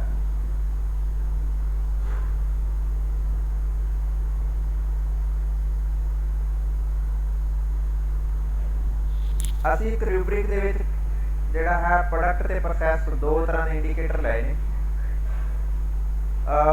ਪਹਿਲਾਂ ਤਾਂ ਅਸੀਂ ਉਹਦਾ ਰੇਟਿੰਗ ਸਕੇਲ ਰੱਖਿਆ ਹੈ 5 ਪੁਆਇੰਟ। ਜੇਕਰ ਬੱਚਾ ਫਸਟ ਸਕੇਲ ਤੇ ਆਉਂਦਾ ਹੈ ਤਾਂ ਐਕਸਲੈਂਟ ਐਗਜ਼ੈਂਪਲਰੀ ਵਰਕ ਕਰਦਾ ਹੈ, ਐਕਸਲੈਂਟ ਵਰਕ ਕਰਦਾ ਹੈ, ਗੁੱਡ ਵਰਕ ਕਰਦਾ ਹੈ, ਨੀਡ ਟੂ ਇੰਪਰੂਵਮੈਂਟ ਹੈ, ਔਰ ਅਨਐਕਸੈਪਟੇਬਲ ਹੈ। ਇਹਦਾ ਮਤਲਬ ਹੈ ਕਿ ਜਿਹੜਾ ਇਹ ਰੇਟਿੰਗ ਸਕੇਲ ਹੈ ਇਹ 5 ਦਾ ਹੈ, ਪਰ ਇਹਦੇ ਜਿਹੜੇ ਕ੍ਰਾਈਟੇਰੀਆ ਨੇ ਉਹ ਅਸੀਂ ਰਿਟਨ ਅਸਾਈਨਮੈਂਟ ਦੇ ਵਿੱਚ ਪਹਿਲਾ ਜਿਹੜਾ 8th ਦਾ ਦੇਖਦੇ ਹਾਂ ਉਹ ਹੈ ਕਿ ਹੈਂਡਰਾਈਟਿੰਗ ਕਿਵੇਂ ਦੀ ਹੈ। ਹੈਂਡਰਾਈਟਿੰਗ ਦੇ ਇੰਡੀਕੇਟਰ ਨੇ ਕਿ ਅਲਫਾਬੈਟ ਕਿਵੇਂ ਦਾ ਹੈ, ਸਾਈਜ਼ ਅਲਫਾਬੈਟ ਦਾ ਕੀ ਸਿਮੈਟ੍ਰਿਕ ਹੈ, ਲਾਈਨ ਸਪੇਸਿੰਗ ਹੈ, ਵਰਡ ਸਪੇਸਿੰਗ ਹੈ, ਔਰ ਇਨਕਲੀਨੇਸ਼ਨ ਇਨ ਲਾਈਨ, ਸਕ੍ਰੰਬਲ ਤਾਂ ਨਹੀਂ ਕੀਤਾ ਹੋਇਆ। ਅਸਾਂ ਇਹਨਾਂ ਇੰਡੀਕੇਟਰ ਤੇ ਅਸੀਂ ਬੱਚੇ ਦੀ ਰਾਈਟਿੰਗ ਚੈੱਕ ਕਰਦੇ ਹਾਂ। ਫਿਰ ਅਸੀਂ ਉਹ ਦੇਖਦੇ ਹਾਂ ਕਿ ਉਸ ਤੋਂ ਗੁੱਡ ਵੱਲ ਨੂੰ ਚੱਲਦੇ ਹੋਏ ਉਹ ਐਪਰੋਪਰੀਏਟ ਤੋਂ ਐਕਸਲੈਂਟ ਤੋਂ ਐਗਜ਼ੈਂਪਲਰੀ ਵੱਲ ਨੂੰ ਚੱਲਦਾ ਹੈ ਕਿ ਨਹੀਂ ਚੱਲਦਾ ਹੈ। ਤਾਂ ਜੇਕਰ ਬੱਚਾ ਬਹੁਤ ਰਿਫਾਈਨਡ ਰਾਈਟਿੰਗ ਸਕਿੱਲ ਨਾਲ ਹੈ ਤਾਂ ਉਹ ਪਹਿਲੇ ਕਾਲਮ 'ਚ ਅਸੀਂ ਉਸ ਨੂੰ ਟਿਕ ਕਰਦੇ ਹਾਂ ਤਾਂ ਉਹਦਾ ਨੰਬਰ 1 ਬਣ ਗਿਆ। ਜੇ ਲਾਸਟ ਕਾਲਮ 'ਤੇ ਟਿਕ ਕਰਦੇ ਹਾਂ ਤਾਂ ਉਹਦਾ 0 ਨੰਬਰ ਆ ਗਿਆ, ਉਹਦਾ ਪ੍ਰੋਡਕਟ ਸਬਮਿਟ ਨਹੀਂ ਹੋਏਗਾ। ਜਿਹਦੀ ਹੈਂਡਰਾਈਟਿੰਗ ਬਹੁਤ ਪੂਰ ਹੈ ਉਹਦਾ ਪ੍ਰੋਡਕਟ ਸਬਮਿਟ ਨਹੀਂ ਹੋਏਗਾ। ਗੱਲ ਸਮਝ ਆ ਗਈ ਤੁਹਾਨੂੰ? Yes sir. ਹਾਂ ਹੁਣ ਅਸੀਂ ਅਗਲੀ ਗੱਲ ਕਰਦੇ ਹਾਂ ਕਿ ਗ੍ਰਾਮਰ ਪੰਕਚੁਏਸ਼ਨ ਦੀ ਗੱਲ ਹੈ। ਪੰਕਚੁਏਸ਼ਨ ਦੇ ਵੀ ਐਵੇਂ ਇੰਡੀਕੇਟਰ ਅਸੀਂ ਲਿਖ ਲਵਾਂਗੇ ਆਪਣੇ ਅਕੋਰਡਿੰਗ ਕਿ ਪੰਕਚੁਏਸ਼ਨ ਦੇ ਵਿੱਚ ਬੱਚਾ ਕੋਈ ਗਲਤੀ ਨਹੀਂ ਕਰਦਾ, ਐਗਜ਼ੈਂਪਲਰੀ ਵਰਕ ਕਰਦਾ ਹੈ, 1 ਨੰਬਰ ਹੈ। ਜੇਕਰ ਬਹੁਤ ਪੂਅਰ ਪੰਕਚੁਏਸ਼ਨ ਰੂਲ ਫੋਲੋ ਕਰਦਾ ਹੈ ਔਰ ਗ੍ਰਾਮੈਟੀਕਲ ਜਿਹੜੀ ਹੈ ਉਸਦੀ ਮਿਸਟੇਕਸ ਬਹੁਤ ਜ਼ਿਆਦਾ ਨੇ, ਅਨਬੀਅਰੇਬਲ ਨੇ, ਤਾਂ ਅਸੀਂ ਕਹਾਂਗੇ ਤੇਰਾ ਪ੍ਰੋਡਕਟ ਅਸੈਪਟ ਨਹੀਂ ਹੋਏਗਾ। ਅਥੈਂਟਿਸਿਟੀ ਆਫ ਡਾਟਾ, ਇਸ ਤਰ੍ਹਾਂ ਨਾਲ ਇੱਕ ਰਿਊਬਰਿਕ ਡਿਵੈਲਪ ਕਰਦੇ ਆ ਜਿਹੜਾ ਰਿਊਬਰਿਕ ਬੱਚੇ ਨੂੰ ਦੇ ਦਿੱਤਾ ਜਾਂਦਾ। ਬੱਚੇ ਨੂੰ ਪਤਾ ਹੈ ਕਿੰਨਾ ਇੰਡੀਕੇਟਰ ਦੇ ਉੱਪਰ ਕਿਹੜੇ ਕ੍ਰਾਈਟੇਰੀਆ ਤੇ ਕਿਸ ਰੇਟਿੰਗ ਸਕੇਲ ਤੇ ਮੇਰਾ ਪ੍ਰੋਡਕਟ ਐਕਸੈਪਟ ਹੋਏਗਾ, ਕਿਸ ਤੇ ਰਿਜੈਕਟ ਹੋ ਜਾਏਗਾ। ਇੰਨੀ ਗੱਲ ਸਮਝ ਆ ਗਈ? ਸਰ ਮੇਰਾ ਇੱਕ ਕੁਐਸਚਨ ਹੈ ਸਰ, ਤੁਸੀਂ ਕਿਹਾ ਸੀ ਫਲੋਰ ਆਫ ਬਿਹੇਵੀਅਰ ਮਤਲਬ 8 ਮਾਰਕਸ ਦੀ ਤੁਸੀਂ ਅਸਾਈਨਮੈਂਟ ਦਿੱਤੀ, ਉਹਦੇ ਤੇ ਸਾਡੇ 5 ਮਾਰਕਸ ਆ ਗਏ, 5 ਫਿਰ ਉਹ ਮਾਰਕਸ ਸਬਮਿਟ ਹੋਏਗੀ। 8 ਚੋਂ 4 ਨੰਬਰ ਜਿਹੜਾ ਦੇਖੋ ਨੀਡ ਟੂ ਇੰਪਰੂਵਮੈਂਟ ਦਾ ਮਤਲਬ ਹੈ ਜੇ ਸਾਰਿਆਂ ਚੋਂ ਪੁਆਇੰਟ 25 ਲਵੇ 8 ਚੋਂ ਤਾਂ 2 ਨੰਬਰ ਵਾਲਾ ਐਕਸੈਪਟ ਕਰਾਂਗੇ, ਪਰ ਅਸੀਂ ਉੱਤੇ ਰਿਮਾਰਕਸ ਲਗਾਵਾਂਗੇ there is need to improve your product. ਠੀਕ ਹੈ, ਪਰ Okay, sir. ਜੇਕਰ ਉਹ 4 ਮਾਰਕਸ ਜਿਵੇਂ 0.5 ਸਾਰਿਆਂ ਚੋਂ ਲਏਗਾ, 4 ਨੰਬਰ ਬਣੇ 8 ਚੋਂ, ਜੇ 4 ਨੰਬਰ ਲਏਗਾ ਤਾਂ ਅਸੀਂ ਉਸ ਦਾ ਐਕਸੈਪਟ ਕਰਨ ਵਾਲੇ ਹਾਂ, ਉੱਤੇ ਕੋਈ ਚੇਂਜ ਕਰਨ ਦੀ ਲੋੜ ਨਹੀਂ ਹੈ। ਤਾਂ ਇਹਦਾ ਮਤਲਬ ਹੈ ਕੰਡੀਸ਼ਨਲ ਐਕਸੈਪਟ ਕੀਤਾ ਗਿਆ। ਫਿਰ ਅਗਲੀ ਤੇ 2 ਪੁਆਇੰਟ ਨੇ ਕਿ ਜੇ ਉਹ 0.75% ਮਾਰਕਸ ਗੇਨ ਕਰਨ ਵਾਲਾ ਪ੍ਰੋਡਕਟ ਹੈ ਤਾਂ ਐਕਸਲੈਂਟ ਵਰਕ ਹੈ। ਜੇ ਉਹ 100% ਮਾਰਕਸ ਗੇਨ ਕਰਨ ਵਾਲਾ ਪ੍ਰੋਡਕਟ ਹੈ, 8 ਚੋਂ 8 ਵਾਲਾ ਹੈ, ਤਾਂ ਅਸੀਂ ਕਹਾਂਗੇ ਐਗਜ਼ੈਂਪਲਰੀ ਵਰਕ ਕੀਤਾ ਹੈ ਬੱਚੇ ਨੇ। ਤਾਂ ਇਸ ਤਰ੍ਹਾਂ ਨਾਲ ਅਸੀਂ ਬੱਚੇ ਨੂੰ ਪਹਿਲਾਂ ਹੀ ਕਲੀਅਰ ਕਰ ਦਿੰਦੇ ਹਾਂ ਕਿ ਕਿਸ ਤਰ੍ਹਾਂ ਦਾ ਕੁਆਲਿਟੀ ਪ੍ਰੋਡਕਟ ਤੇਰਾ ਸਬਮਿਟ ਹੋਏਗਾ, ਕਿਸ ਤਰ੍ਹਾਂ ਦਾ ਪ੍ਰੋਡਕਟ ਤੇਰਾ ਐਕਸੈਪਟ ਨਹੀਂ ਹੋਏਗਾ, ਰਿਜੈਕਟ ਹੋ ਜਾਏਗਾ। ਤਾਂ ਇਹਦਾ ਮਤਲਬ ਬੱਚੇ ਨੂੰ ਕ੍ਰਾਈਟੇਰੀਆ ਪਤਾ ਹੈ। ਇੱਥੇ ਇਹ ਨਹੀਂ ਹੈ ਕਿ ਕੁਝ ਵੀ ਸਬਮਿਟ ਕਰ ਦਿਓ ਕਿ ਟੀਚਰ 8 ਚੋਂ ਕੁਛ ਨਾ ਕੁਛ ਤਾਂ ਨੰਬਰ ਲਗਾ ਹੀ ਦੇਗਾ, ਨਾਟ ਆਫ ਦੈਟ ਟਾਈਮ। ਉਹਨੂੰ ਆਪਣੀ ਹੈਂਡਰਾਈਟਿੰਗ ਤੇ ਵੀ ਕੰਮ ਕਰਨਾ ਹੈ, ਉਸ ਨੂੰ ਸੋਰਸਿਸ ਤੇ ਵੀ ਕੰਮ ਕਰਨਾ ਹੈ, ਕੰਟੀਨਿਊਟੀ ਤੇ ਵੀ ਕੰਮ ਕਰਨਾ ਹੈ, ਗ੍ਰਾਮਰ ਤੇ ਵੀ ਕੰਮ ਕਰਨਾ ਹੈ, ਰਿਲਾਇਬਿਲਿਟੀ ਤੇ ਵੀ ਕੰਮ ਕਰਨਾ ਹੈ, ਅਥੈਂਟਿਸਿਟੀ ਤੇ ਵੀ ਕੰਮ ਕਰਨਾ ਹੈ। ਇਹਦਾ ਮਤਲਬ ਹੈ ਅਸੀਂ ਉਸ ਨੂੰ ਇੰਡੀਕੇਟਰ ਪਹਿਲਾਂ ਦੱਸ ਰਹੇ ਹਾਂ ਕਿ ਇਸ ਤਰ੍ਹਾਂ ਦਾ ਕੰਮ ਹੋਏਗਾ ਤਾਂ ਲਵਾਂਗੇ। ਸਮਝ ਰਹੇ ਹੋ? ਹੈਲੋ ਹੈਲੋ ਹਾਂਜੀ ਬੋਲੋ। ਸਰ ਜਿਵੇਂ ਉਹਦੇ 8 ਵਿੱਚੋਂ 4 ਮਾਰਕਸ ਆ ਗਏ ਪਰ ਹੈਂਡਰਾਈਟਿੰਗ 'ਚ ਉਹਦੇ 0 ਹੀ ਹੈ, ਫਿਰ ਉਹ ਅਸੈਪਟੇਬਲ ਹੈ ਕਿ ਨਹੀਂ ਹੈ? ਫਿਰ ਜੇ 0 ਪਰ ਫਿਰ ਵੀ ਅਸੀਂ ਉਸ ਨੂੰ ਰਿਮਾਰਕਸ ਤਾਂ ਦਵਾਂਗੇ ਨਾ ਕਿ ਇਸ ਇੰਡੀਕੇਟਰ 'ਚ ਪਿਓਰ ਪਰਫਾਰਮੈਂਸ ਹੈ, you need to improve the handwriting. Indicator ਤਾਂ ਇੰਡੀਕੇਟਰ ਨੂੰ ਤਾਂ ਦੱਸਾਂਗੇ, ਪਰ ਅਸੀਂ ਇਸ ਤਰ੍ਹਾਂ ਦੀ ਟੈਕਨੀਕ ਨਾਲ ਇਵੈਲੂਏਸ਼ਨ ਕਰਨ ਵਾਲੇ ਹਾਂ। ਤਾਂ ਹੁਣ ਇਹ ਨਹੀਂ ਹੈ ਕਿ ਦਿਲ ਕੀਤਾ ਤਾਂ 8 ਲਗਾ ਦਿੱਤੇ। ਔਰ ਹੁਣ ਅਗਲੀ ਗੱਲ ਹੈ ਕਿ ਕੋਈ ਵੀ ਟੀਚਰ ਚੈੱਕ ਕਰੇਗਾ ਉਹ ਇਹਨਾਂ ਪੈਰਾਮੀਟਰ ਤੇ ਹੀ ਚੈੱਕ ਕਰੇਗਾ ਔਰ ਨੰਬਰਾਂ 'ਚ ਕੋਈ ਚੇਂਜ ਨਹੀਂ ਆਏਗਾ। ਜਿਹੜਾ ਆਪਣਾ ਹੋਣ ਵਾਲਾ ਸਿਸਟਮ ਹੈ ਉਹਦੇ ਵਿੱਚ ਅਸੀਂ ਕੀ ਕਰਦੇ ਹਾਂ, ਇੱਕ ਟੀਚਰ ਨੂੰ ਕਹਿੰਦੇ ਆ ਵੀ 8 ਮਾਰਕਸ ਦਾ ਕੁਐਸਚਨ ਚੈੱਕ ਕਰੀ, ਉਸ ਨੂੰ ਲੱਗਦਾ ਠੀਕ ਲਿਖਿਆ ਹੈ, ਉਹ 6 ਨੰਬਰ 7 ਨੰਬਰ ਦੇ ਦਿੰਦਾ। ਦੂਸਰਾ ਮੇਰੇ ਵਰਗਾ ਬੜਾ ਚੂਜੀ ਹੈ, ਉਹ ਦੇਖਦਾ ਬੱਚੇ ਨੇ ਯਾਰ ਸੈਟਿੰਗਨੈਸ ਨਹੀਂ ਹੈ, ਕੰਟੀਨਿਊਟੀ ਨਹੀਂ ਹੈ, ਪ੍ਰੈਜੈਂਟੇਸ਼ਨ ਅੱਛੀ ਨਹੀਂ ਹੈ, ਡਾਟਾ ਤਾਂ ਦਿੱਤਾ ਹੀ ਨਹੀਂ ਹੈ, ਗ੍ਰਾਮੈਟਿਕਲੀ ਬੜੀਆਂ ਮਿਸਟੇਕਸ ਨੇ, ਪੰਕਚੁਏਸ਼ਨ ਠੀਕ ਨਹੀਂ ਹੈ, ਉਹ ਉਹਦੇ ਜਿਉਂ ਨੰਬਰ ਕੱਟਣ ਲੱਗਦਾ ਉਹ 'ਚ 4 ਨੰਬਰ ਹੀ ਦਿੰਦਾ। ਇੰਨੀ ਵੇਰੀਏਸ਼ਨ ਕਿਉਂ ਆਉਂਦੀ ਹੈ? ਕਿਉਂਕਿ ਇੱਕ ਐਕਸਪੀਰੀਅੰਸ ਟੀਚਰ ਹੈ, ਉਹ ਬੜਾ ਮਿਨਿਊਟਲੀ ਚੈੱਕ ਕਰ ਰਿਹਾ, ਉਹ ਹਰ ਪ੍ਰੋ ਐਂਡ ਕੋਨ ਨੂੰ ਸਟੱਡੀ ਕਰ ਰਿਹਾ, ਔਰ ਦੂਸਰਾ ਸਿਰਫ ਇਹ ਦੇਖ ਰਿਹਾ ਕਿ ਬੱਚੇ ਨੇ ਪ੍ਰੋਡਕਟ ਦੇ ਦਿੱਤਾ, ਚਲੋ ਕੁਛ ਨਾ ਕੁਛ ਤਾਂ ਦੇਣਾ ਹੀ। ਤਾਂ ਇੱਕ ਨਵਾਂ ਐਕਸਪੀਰੀਅੰਸ ਅਨਐਕਸਪੀਰੀਅੰਸ ਤੇ ਇੱਕ ਜਿਹੜਾ ਹੈ ਸੀਜ਼ਨਡ ਟੀਚਰ, ਉਹਨਾਂ ਦੋਨਾਂ ਦੀ ਮਾਰਕਿੰਗ 'ਚ ਫਰਕ ਪੈ ਜਾਏਗਾ। ਪਰ ਜਿਹੜਾ ਇਹ ਟੈਕਨੀਕ ਹੈ ਰਿਊਬਰਿਕ ਦੀ, ਇਹਦੇ ਵਿੱਚ ਚੇਂਜ ਨਹੀਂ ਆਏਗਾ।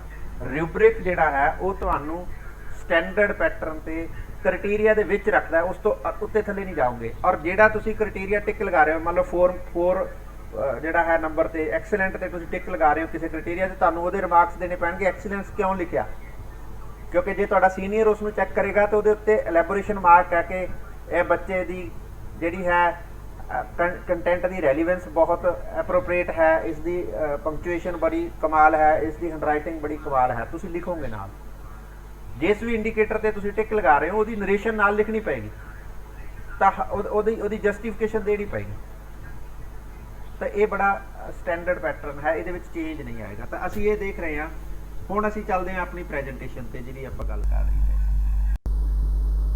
ਇੱਥੇ ਅਸੀਂ ਕੁਝ ਗੱਲ ਕਰ ਰਹੇ ਸੀ ਕਿ ਇੱਕ ਫਲੋਰ ਬਿਹੇਵੀਅਰ ਹੈ। ਹੁਣ ਸਮਝ ਆ ਰਿਹਾ ਫਲੋਰ ਬਿਹੇਵੀਅਰ ਕੀ ਹੈ? ਹਾਂਜੀ ਸਰ। ਹੁਣ ਸਕੋਰਿੰਗ ਮਾਡਲ ਦਾ ਪਤਾ ਲੱਗ ਗਿਆ। ਮਾਡਲ ਕੀ ਹੈ? ਮਾਡਲ ਦਾ ਮਤਲਬ ਹੈ ਕ੍ਰਾਈਟੇਰੀਆ ਕਲੀਅਰ ਹੈ, ਰੇਟਿੰਗ ਸਕੇਲ ਕਲੀਅਰ ਹੈ, ਇੰਡੀਕੇਟਰ ਕਲੀਅਰ ਨੇ। ਇੰਡੀਕੇਟਰ ਦੇਖੇ ਸੀ, ਐਕਸਲੈਂਟ ਰਾਈਟਿੰਗ ਹੈ ਜਾਂ ਸਾਈਜ਼ ਐਕਸਲੈਂਟ ਹੈ, ਥੱਲੇ ਆਪਾਂ ਲਿਖੇ ਸੀ ਨਾ ਵੀ ਤੁਹਾਡਾ ਅਲਫਾਬੈਟ ਕਿਵੇਂ ਦੇ ਬਣਾਉਣੇ ਹੋ, ਸਾਈਜ਼ ਕਿਵੇਂ ਦੇ ਦਿਖਾਉਣੇ ਹੋ, ਇੰਡੀਕੇਟਰਸ ਨੇ। ਡਿਸਕ੍ਰਿਪਸ਼ਨ ਕਲੀਅਰ ਹੈ ਹਰ ਰੇਟਿੰਗ ਸਕੇਲ ਦੀ ਕਿ ਕਿਉਂ ਉਸ ਨੂੰ 0 ਰੇਟ ਕਰ ਰਹੇ ਆ, ਕਿਉਂ ਉਸ ਨੂੰ ਐਕਸਲੈਂਟ ਰੇਟ ਕਰ ਰਹੇ ਆ। ਸਮਝ ਆ ਰਹੀ ਗੱਲ? ਤਾਂ ਸਕੋਰਿੰਗ ਮਾਡਲ ਜਿਹੜੇ ਨੇ ਉਹ ਕਲੀਅਰ ਹੈ। ਸਕੀਮ ਆਫ ਪਾਰਟਿਕੂਲਰ ਆਬਜੈਕਟਿਵ, ਕਿਉਂ ਅਸੀਂ ਦੇ ਰਹੇ ਹਾਂ, ਸਕੀਮਾ ਮਤਲਬ ਹੈ ਅਸੀਂ ਪ੍ਰੋਸੈਸ ਨੂੰ ਕਿਵੇਂ ਫੋਲੋ ਕਰ ਰਹੇ ਹਾਂ, ਉਸ ਜਿਹੜਾ ਸਿਸਟਮ ਹੈ ਕੀ ਅਡਾਪਟ ਕੀਤਾ ਹੈ। ਅਸੈਪਟੇਬਲ ਰੇਂਜ ਆਫ ਪਰਫਾਰਮੈਂਸ, ਇਹ ਗੱਲ ਸਮਝ ਆ ਗਈ?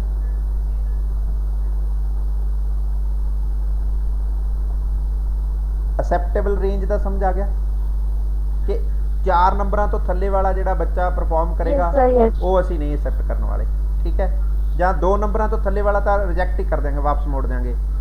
ਜਿਹੜਾ 2 ਨੰਬਰ ਤੋਂ ਉੱਤੇ ਵਾਲਾ ਆਏਗਾ, ਮੰਨ ਲਓ 3 ਨੰਬਰ ਵਾਲਾ ਆਉਂਦਾ, ਅਸੀਂ ਰਿਮਾਰਕਸ ਲਗਾਵਾਂਗੇ you have to modify the product, you have to resubmit the product, ਤਾਂ ਉਹ ਬੱਚਾ ਇੰਪਰੂਵ ਕਰਕੇ ਦੁਬਾਰਾ ਸਬਮਿਟ ਕਰੇਗਾ। ਤਾਂ ਅਸੀਂ ਇਸ ਤਰ੍ਹਾਂ ਕਰਕੇ, ਇਹਦਾ ਮਤਲਬ ਹੈ ਬੱਚੇ ਨੂੰ ਅਵੈਲੂਏਸ਼ਨ ਕੰਸਟਰਕਸ਼ਨ ਦੇ ਵਿੱਚ ਵੀ ਜਿਹੜਾ ਹੈ ਪੂਰਾ ਕ੍ਰਾਈਟੇਰੀਆ, ਪੂਰਾ ਪ੍ਰੋਸੈਸ ਕਲੀਅਰ ਕਰ ਦਿੰਦੇ ਆ, ਔਰ ਬੱਚੇ ਨੂੰ ਫਲੋਰ ਬਿਹੇਵੀਅਰ ਪਤਾ ਹੈ, ਉਹ ਉਸ ਦੇ ਅਕੋਰਡਿੰਗ ਆਪਣੀ ਅਸੈਸਮੈਂਟ ਦੇ ਡਾਕੂਮੈਂਟ ਜਿਹੜੇ ਨੇ ਉਹ ਕ੍ਰੀਏਟ ਕਰਦਾ ਹੈ। ਇਸ ਨੂੰ ਕਹਿੰਦੇ ਕੰਸਟਰਕਸ਼ਨ ਆਫ ਅਸੈਸਮੈਂਟ। ਸਮਝ ਆ ਰਹੀ ਗੱਲ? Yes sir. ਓਕੇ, ਚਲੋ ਆਪਾਂ ਅੱਗੇ ਚੱਲਦੇ ਹਾਂ। ਤਾਂ ਉਸ ਤੋਂ ਬਾਅਦ ਸਿੰਪਲ ਜੀਆਂ ਗੱਲਾਂ ਬਾਤਾਂ ਜਿਹੜੀਆਂ ਜਨਰਲ ਆਬਜੈਕਟਿਵ ਨੇ ਇਸ ਕੰਸਟਰਕਟਿਵਿਜ਼ਮ ਦੇ, ਉਸ ਨੂੰ ਅਸੀਂ ਸਮਝਦੇ ਹਾਂ। ਪਹਿਲਾ ਹੈ ਕਿ ਕਿਉਂਕਿ ਥਾਟ ਪ੍ਰੋਸੈਸ ਨਾਲ ਜੁੜਿਆ ਹੋਇਆ ਹੈ, ਇਹ ਤੁਹਾਡੇ 'ਚ ਐਬਿਲਿਟੀ ਡਿਵੈਲਪ ਕਰਦਾ ਹੈ। ਅਸੈਸਮੈਂਟ ਦਾ ਮੇਨ ਏਮ ਹੈਗਾ ਕ੍ਰਿਟੀਕਲ ਔਰ ਰਿਫਲੈਕਟਿਵ ਥਿੰਕਿੰਗ ਜਿਹੜੀ ਹੈ ਉਸ ਨੂੰ ਇਵੈਲੂਏਟ ਕਰਨਾ। ਉਹ ਕਹਿੰਦੇ ਆ ਕਿ ਕੀ ਇਵੈਲੂਏਟ ਕਰਾਂਗੇ, ਜਿਵੇਂ ਬਲੂਮ ਕਹਿੰਦਾ ਹੈ student should be able, student should be able. Bloom ਕਹਿੰਦਾ ਹੈ ਉਹਦੇ ਵਿੱਚ ਇਹ ਕੈਲੀਬਰ ਆ ਜਾਣਾ ਚਾਹੀਦਾ। ਕੀ? ਉਹ ਫਿਰ ਸਾਰੇ ਟੂ ਨਾਲ ਲਿਖਦਾ, to observe, to analyse, to perceive, to reason, to make references, to draw conclusion. ਇਹਦਾ ਮਤਲਬ ਹੈ ਜੇ ਬੱਚੇ 'ਚ ਲੌਜਿਕ ਰੀਜ਼ਨਿੰਗ ਡਿਵੈਲਪ ਹੋ ਗਈ ਹੈ ਤਾਂ ਅਸੀਂ ਇਹ ਚੈੱਕ ਕਰਨਾ ਚਾਹੁੰਦੇ ਹਾਂ ਕਿ ਉਹਦੇ 'ਚ ਇਹ ਐਬਿਲਿਟੀਜ਼ ਆ ਗਈਆਂ, ਥੱਲੇ ਉਹਨੇ ਐਬਿਲਿਟੀਜ਼ ਲਿਖ ਦਿੱਤੀਆਂ। The student will be able to define the problem. Student will be able to design the problem solving strategy. A student will be able to apply that knowledge.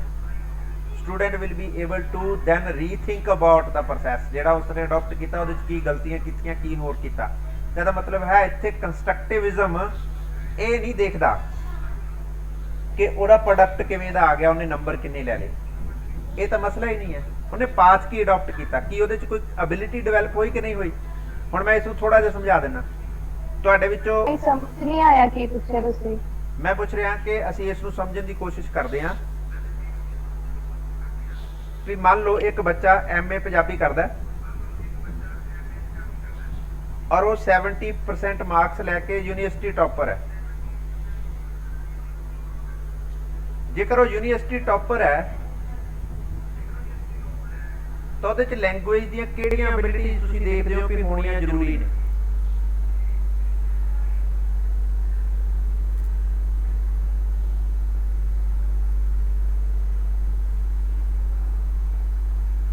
Sir मतलब ਉਹਦੀ हैंड राइटिंग मतलब ਕਿਹੋ ਜਿਹੀ ਹੋਏਗੀ? ਹਾਂ, good. ਕਿ ਉਹ presentation ਕਿਹੋ ਜਿਹੀ ਹੋਏਗੀ? ਹਾਂ, ਉਹਦੀ ਪ੍ਰੋਨਾਂਸੀਏਸ਼ਨ ਚ ਕਮਾਂਡ ਕਿਹੋ ਜਿਹੀ ਹੋਏਗੀ? ਸਰ ਪ੍ਰੈਜੈਂਟੇਸ਼ਨ ਅੱਛੀ ਹੋਏਗੀ। ਹਾਂ, ਉਹਦੀ ਵੋਕੈਬਲਰੀ ਬੜੀ ਰਿਚ ਹੋਏਗੀ, ਉਹਦੀ ਪ੍ਰੋਨਾਂਸੀਏਸ਼ਨ, ਉਹਦੀ ਬੋਲਚਾਲ ਦੇ ਵਿੱਚ ਬੜਾ ਸ਼ੁੱਧ ਹੋਏਗੀ, ਉਹਦੀ ਰਾਈਟਿੰਗ ਦੇ ਵਿੱਚ ਬੜਾ ਗ੍ਰਾਮੈਟਿਕਲੀ ਜਿਹੜਾ ਹੈ ਕਰੈਕਟਨੈਸ ਹੋਏਗੀ, ਪੰਕਚੁਏਸ਼ਨ ਰੂਲ ਉਹ ਬੜਾ ਪ੍ਰੋਪਰਲੀ ਫੋਲੋ ਕਰੇਗਾ, ਉਸਨੂੰ ਪਤਾ ਬਿੰਦੀ ਕਿੱਥੇ ਲਾਉਣੀ, ਕੌਮਾ ਕਿੱਥੇ ਲਗਾਉਣਾ ਹੈ, ਕੋਲਨ ਕਿੱਥੇ ਲਾਉਣਾ ਹੈ, ਡੰਡੀ ਕਿੱਥੇ ਲਗਾਉਣੀ ਹੈ, ਅਦਰ ਕਿੱਥੇ ਲੱਗੇਗੀ। That person is well versed. ਇਹ ਮੇਰੇ ਕੋਲ ਜਿਹੜਾ ਪਰਸਨਲ ਐਕਸਪੀਰੀਅੰਸ ਆ ਉਹ ਇਹ ਆ ਕਿ ਬੱਚੇ ਅੱਜ ਕੋਲ ਕੋਈ ਸਕਿੱਲ ਨਹੀਂ ਹੈ, ਉਹਨਾਂ ਦੀ ਮਤਲਬ ਗ੍ਰਾਮਰ ਇੰਨੀ ਮਾੜੀ ਹੈ, ਉਹਨਾਂ ਦੀ ਪ੍ਰੋਨਾਂਸੀਏਸ਼ਨ ਇੰਨੀ ਮਾੜੀ ਹੈ, ਖਾਸ ਤੌਰ 'ਤੇ ਇੰਗਲਿਸ਼ ਵਾਲਿਆਂ ਦੀ। ਪੰਜਾਬੀ ਵਾਲਿਆਂ ਦਾ ਵੀ ਬਹੁਤ ਬੁਰਾ ਹਾਲ ਹੈ, ਬਿੰਦੀ ਕਮਾ ਕੰਨਾ ਅਦਕ ਸਿਆਰੀ ਬਿਹਾਰੀ ਦਾ ਫਰਕ ਪਤਾ ਨਹੀਂ ਹੈ, ਠੀਕ ਹੈ, ਔਰ ਪੰਕਚੁਏਸ਼ਨ ਤਾਂ ਫੋਲੋ ਹੀ ਨਹੀਂ ਕਰਦੇ, ਔਰ ਉਹਨਾਂ ਨੂੰ ਜਿਹੜੀ ਅੱਛੀ ਰਿਫਾਈਨਡ ਸਕਿਲਡ ਲੈਂਗੁਏਜ ਹੈ ਉਹ ਨਹੀਂ ਆਉਂਦੀ। ਤਾਂ ਇਹਦਾ ਮਤਲਬ ਹੈ ਕਿ ਇੱਥੇ ਪ੍ਰੋਡਕਟ ਦਾ ਮਸਲਾ ਨਹੀਂ ਹੈ, ਇੱਥੇ ਸਕਿੱਲ ਦਾ ਮਸਲਾ ਹੈ। ਇੱਥੇ ਨੰਬਰ 70% ਲੈਣ ਨੂੰ ਮੈਟਰ ਨਹੀਂ ਕਰ ਰਹੇ, ਉਹਦੇ ਕੋਲ ਸਕਿੱਲ ਕਿੰਨੀਆਂ ਆਈਆਂ, ਤਾਂ ਅਬਿਲਿਟੀ ਕੀ ਡਿਵੈਲਪ ਹੋਈ, ਉਹ ਲੌਜਿਕ ਰੀਜ਼ਨਿੰਗ ਥਿੰਕ ਉਹ ਅਬਿਲਿਟੀ ਡਿਵੈਲਪ ਹੋਈ ਕਿ ਨਹੀਂ ਹੋਈ, ਇੱਥੇ ਇਹਦੀ ਗੱਲ ਹੈ। ਤਾਂ ਕੰਸਟਰਕਟਿਵਿਜ਼ਮ ਸਕਿੱਲਸ ਨੂੰ ਚੈੱਕ ਕਰਦਾ ਹੈ, ਨਾ ਕਿ ਪ੍ਰੋਡਕਟ ਨੂੰ ਚੈੱਕ ਕਰਦਾ। ਅਗਲੀ ਗੱਲ ਹੈ ਐਕਸਪ੍ਰੈਸ਼ਨ। ਹੁਣੇ ਹੀ ਅਸੀਂ ਗੱਲ ਕਰ ਰਹੇ ਸੀ ਕਿ ਬੱਚਾ ਜਿਹੜਾ ਹੈ ਕਿ ਉਹਦੇ 'ਚ ਐਕਸਪ੍ਰੈਸ ਕਰਨ ਦੀ ਵਰਬਲ ਕਮਿਊਨੀਕੇਸ਼ਨ, ਉਸ ਦੀ ਰਾਈਟਿੰਗ ਕਮਿਊਨੀਕੇਸ਼ਨ, ਕੀ ਉਹ ਇਫੈਕਟਿਵਲੀ ਬੋਲ ਸਕਦਾ, ਲਿਖ ਸਕਦਾ ਹੈ। ਖਾਸ ਤੌਰ ਤੇ ਇੰਗਲਿਸ਼ ਦੀ ਗੱਲ ਕਰੀਏ, ਸਾਡੇ ਇੱਥੇ ਬਹੁਤ ਸਾਰੇ ਪੋਸਟ ਗ੍ਰੈਜੂਏਟ ਨੇ, they are not comfortable in spoken, ਉਹਨਾਂ ਦੀ ਜਿਹੜੀ ਹੈ ਫਲੋ ਅੱਛਾ ਨਹੀਂ ਹੈ, ਦੇ ਹੈਸਟੇਟ to even speak even a single word sentence in that English, ਤਾਂ ਉਹ ਨਹੀਂ ਬੋਲ ਸਕਦੇ, ਉਹਨਾਂ ਦੀ ਆਪਣੀ ਇੱਕ ਬੈਰੀਅਰ ਹੈ, ਇੱਕ ਜਿਹੜਾ ਹੈ ਬਲੌਕੇਡ ਹੈ ਉਹਨਾਂ ਦੇ ਥਾਟ ਪ੍ਰੋਸੈਸ ਦੀ। ਤਾਂ ਇਹ ਅਬਿਲਿਟੀ ਜੇਕਰ ਨਹੀਂ ਹੈ, ਅਸੀਂ ਅਸਲ 'ਚ ਕੰਸਟਰਕਟਿਵਿਜ਼ਮ 'ਚ ਉਹ ਅਬਿਲਿਟੀ ਹੀ ਚੈੱਕ ਕਰਦੇ ਹਾਂ। ਠੀਕ ਹੈ, ਅਗਲੀ ਗੱਲ ਉਹ ਕਹਿੰਦੇ ਇੰਟਰੈਕਸ਼ਨ। ਕੀ ਤੁਸੀਂ ਕਮਿਊਨੀਕੇਟਰ ਅੱਛੇ ਹੋ? ਜੇਕਰ ਤੁਸੀਂ ਕਮਿਊਨੀਕੇਸ਼ਨ ਅੱਛੇ ਹੋ ਤਾਂ ਅਸੀਂ ਇੰਟਰੈਕਸ਼ਨ ਅਬਿਲਿਟੀ ਦੇ ਵਿੱਚ ਚੈੱਕ ਕਰਦੇ ਹਾਂ ਕਿ ਉਸ ਦਾ ਪ੍ਰੋਬਲਮ ਸੋਲਵਿੰਗ ਜਿਹੜਾ ਗਰੁੱਪ ਹੈ, ਮੰਨ ਲਓ ਇੱਕ ਟਾਸਕ ਦਿੱਤਾ ਗਿਆ ਕਿਸੇ ਨੂੰ, ਪ੍ਰੋਜੈਕਟ ਵਰਕ, 4 ਬੱਚੇ ਇੱਕ ਪ੍ਰੋਜੈਕਟ ਤੇ ਕੰਮ ਕਰ ਰਹੇ ਆ, ਕਿ ਉਹ as a group leader, as a team member, as a friend, as a facilitator, Ki helping hand ਦੇ ਤੌਰ ਤੇ ਉਹ ਕਿੰਨਾ ਕੁ ਇੰਟਰੈਕਟਿਵ ਹੈ, ਕਿ ਉਹ ਅਡੈਪਟਿਵ ਹੈ, ਕਿ ਉਹ ਡਿਸੀਜਨ ਮੇਕਿੰਗ ਦਾ ਹਿੱਸਾ ਹੈ, ਕਿ ਉਹ ਸੈਲਫ ਅਵੇਅਰ ਹੈ ਕਿ ਉਸ ਨੂੰ ਕਿੰਨੇ ਕੰਮ ਮਿਲੇ, ਉਹਦੀ ਜ਼ਿੰਮੇਵਾਰੀ ਕੀ ਹੈ, ਤਾਂ ਕਿ ਉਹ ਇੰਟਰੈਕਟਿਵ ਸਕਿੱਲ ਦੇ ਨਾਲ ਹੈ ਕਿ ਨਹੀਂ ਹੈ। ਇੰਟਰੈਕਟਿਵ ਸਕਿੱਲ ਦੇ ਵਿੱਚ ਹੈ self expression, leadership quality, member responsibility, self responsibility ਔਰ ਹੈਲਪਰ ਦੇ ਤੌਰ ਤੇ ਕੰਮ, ਪਲੱਸ ਡਿਸੀਜਨ ਮੇਕਿੰਗ ਪਾਰਟਿਸਿਪੇਸ਼ਨ। ਤਾਂ ਇਹਦਾ ਮਤਲਬ ਹੈ ਕਿ ਅਸੀਂ ਇਹ ਅਬਿਲਿਟੀ ਚੈੱਕ ਕਰਦੇ ਹਾਂ, ਇਹ ਨਹੀਂ ਦੇਖਦੇ ਕਿ ਬੱਚੇ ਦਾ ਸਕੋਰ ਕਿੰਨਾ ਆ ਗਿਆ, ਅਸੀਂ ਐਬਿਲਿਟੀ ਨੂੰ ਚੈੱਕ ਕਰ ਰਹੇ ਹਾਂ। ਇਹਦਾ ਕੰਸਟਰਕਟਿਵਿਜ਼ਮ ਤੁਹਾਡੀ ਪਰਸਨੈਲਿਟੀ ਨੂੰ ਬਿਲਡ ਕਰ ਰਿਹਾ, ਉਹ ਤੁਹਾਡੇ ਪਰਸਨੈਲਿਟੀ ਟ੍ਰੇਟਸ ਨੂੰ ਚੈੱਕ ਕਰ ਰਿਹਾ। ਠੀਕ ਹੈ, ਤਾਂ ਅੱਜ ਅਸੀਂ ਹੁਣ ਇੰਨਾ ਹੀ ਰੱਖਦੇ ਹਾਂ, ਬਾਕੀ ਕੱਲ ਜਿਹੜਾ ਹੈ ਇਸ ਬਾਰੇ ਗੱਲ ਕਰਾਂਗੇ।